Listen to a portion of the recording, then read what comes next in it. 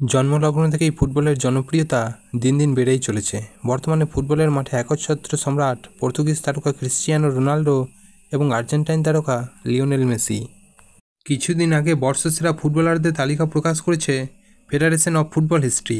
সে তালিকায় বর্ষসেরা ফুটবলার নির্বাচিত হয়েছেন ম্যানচেস্টার সিটির ফরোয়ার্ড আর্লিং হালান্ড, দ্বিতীয় হয়েছেন ফ্রান্সের ফরোয়ার্ড কিলিয়ান এমবাপ্পে এবং 2022 সালে বিশ্বকাপ জেতা আর্জেন্টাইন তারকা লিওনেল মেসি হয়েছেন তৃতীয়।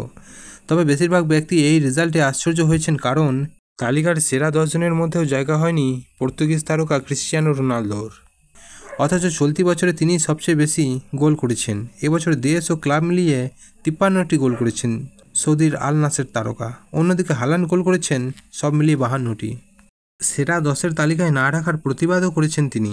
পর্তুগালের ক্রীড়া বিষয়ক সংবাদপত্র বোলার ইনস্টাগ্রাম আইডিতে পোস্ট করা বর্ষসেরা তালিকার কমেন্টে হাসির ইমোজি দিয়েছেন এবং সঙ্গে একটি লজ্জার ইমোজিও জড়িয়ে দেন। এর মাধ্যমে অবশ্য নিজের ভেতর জমানো ক্ষোভেরই প্রকাশ করেছেন আল নাসের তারকা ক্রিশ্চিয়ানো রোনালদো। তালিকায় স্থান পাওয়া একমাত্র পর্তুগিজ ফুটবলার হলেন বার্নার্দো সিলভা।